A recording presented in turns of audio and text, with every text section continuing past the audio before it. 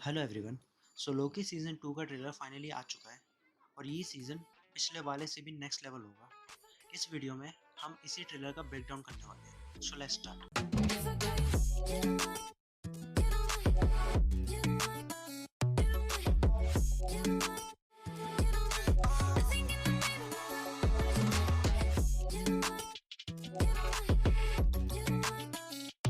सो trailer की शुरुआत होती है टीवीए से, जहाँ पे लोकी और मोबियस टीवीए के रिपेयरिंग डिपार्टमेंट में आते हैं, जहाँ उनकी मुलाकात होती है ओबी से, जिसका पूरा नाम है ओरोबोरस, जिसका रोल यहाँ पे प्ले कर रहे हैं के हू क्वान, जिनको आपने everything everywhere all at once पे देखा होगा।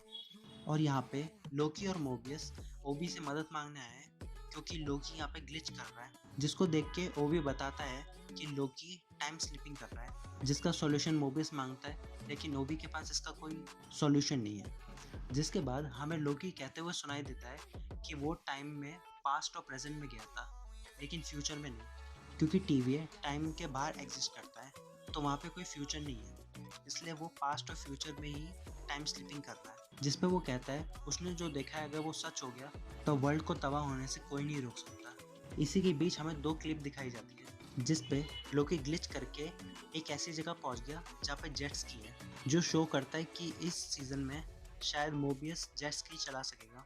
और सेकंड क्लिप है टीवीए की, जहाँ स्क्रीन में एक इमेज शो होती है, जिसके बारे में हम बाद में बात करेंगे। और इसी के बीच लोकी टीवीए की स्टिक से एक वॉल को प्रून करता है, जहाँ हमें दिखता है कैंग के 3 वेरिएंट्स, और बीच में वही वेरिएंट है जो Ant Man and the Wasp Quantumania में था।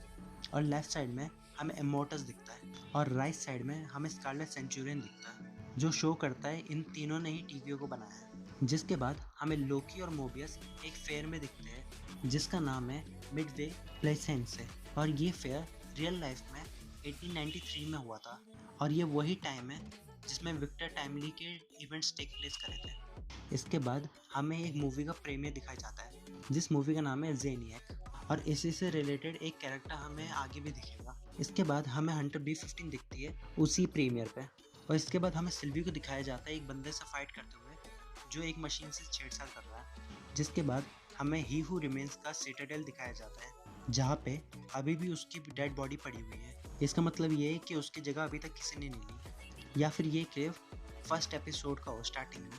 जिसके बाद हमें मोबियस दिखता है एक स्पेस सूट पहने हुए, जिसको पहन के वो कहीं बाहर जा रहा है एक मशीन के पास, और ये मशीन ऐसे वर्क करती है कि जितनी भी टाइमलाइन है उनको मर्ज करके एक सेकंड टाइमलाइन बनाती है। और इसी टेक्नोलॉजी का यूज़ शायद ही हू रिमेन्स ने करा था एक सेकंड टाइमलाइन बनाने के लिए, लेकिन टाइमलाइन ख़राब होने की वजह से ये मशीन भी ख़राब हो गई होगी, या फिर ये मशीन ही हू रिमेन्स के माइंड से जुड़ी हुई थी। जैसे ही हू रिमेन्स की डेथ हुई, उसके साथ ही ये मशीन ने भी काम करना बंद कर दिया, तो इसी मशीन को रीस्टार्ट करने के लिए मोबियस उसके पास गया है। इसके बाद हमें लोकी टीवी में एक कैरेक्टर जिसका नाम ब्रैड वुल्फ है, ये वही बंदा है जो जेनियक मूवी में काम करता है। अगर कॉमिक्स में देखा जाए, ब्रैड वुल्फ एक मूवी एक्टर है जो सीरियल किलर का रोल प्ले करता है, लेकिन वो रोल प्ले करते करते वो असलियत में सीरियल किलर बन जाता है, और इसी बंदे को इंटेरोगेट करते हुए हमें लोकी दिखता है, जिसका मतलब ये है कि इसने भी कोई नेक्सस इवेंट क्रिएट करा होगा, या फिर मोबियस ने ये शर्त रखी है कि अगर वो ये केस सॉल्व करेगा तभी वो लोकी की मदद करेगा, या फिर ये किसी तरह से कैंग से रिलेटेड है। जिसके बाद हमें सिल्वी दिखती है एक बंदे पर अटैक करते हुए। मोस्ट प्रोबेबली ये या तो विक्टर टाइमली होगा या फिर रेवोना रेंसले, क्योंकि इसी सीन में हमें रेवोना रेंसले दिखती है आगे ट्रेलर में। इसके बाद हमें दिखता है लोकी अपना मैजिक का इस्तेमाल करते हुए, जिसको वो इस्तेमाल कर रहा है ताकि वो जेनिया को पकड़ सके। जिसके बाद हमें दिखता है लोकी के पास एक स्टॉप वॉच है, जिसमें आधा टाइम निकल चुका है, जो शो कर रहा है कि लोकी के पास एक लिमिटेड टाइम है जिसमें उसको कुछ कंप्लीट करना है। अब इसके दो मतलब हो सकते हैं, या तो इस टाइमर के ख़त्म होते ही लोकी की डेथ हो जाएगी क्योंकि वो ग्लिच कर रहा है, या फिर टीवी ख़त्म हो जाएगा।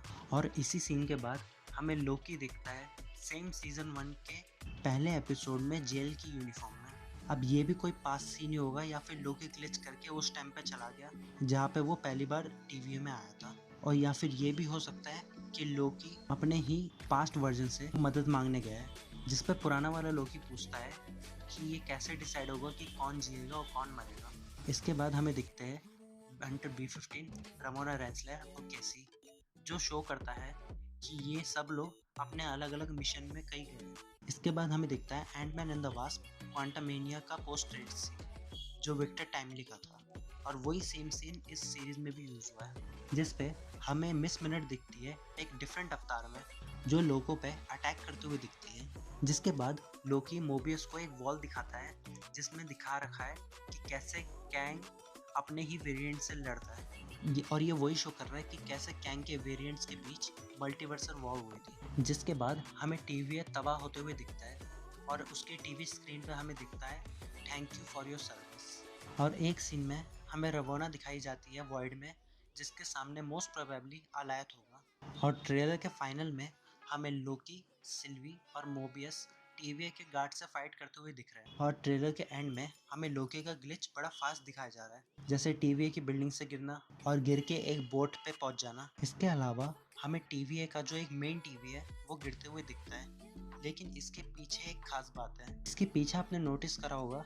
कि कैंग की मूर्तियां लगी हुई है, वो भी अलग अलग जगह, जिसका मतलब ये है ये भी स्टार्टिंग का ही सीन होगा जहाँ पे लोकी टाइम में पीछे फंस गया है जहाँ कैंग का रास्ता। ओवरऑल ट्रेलर बहुत ही अमेजिंग था।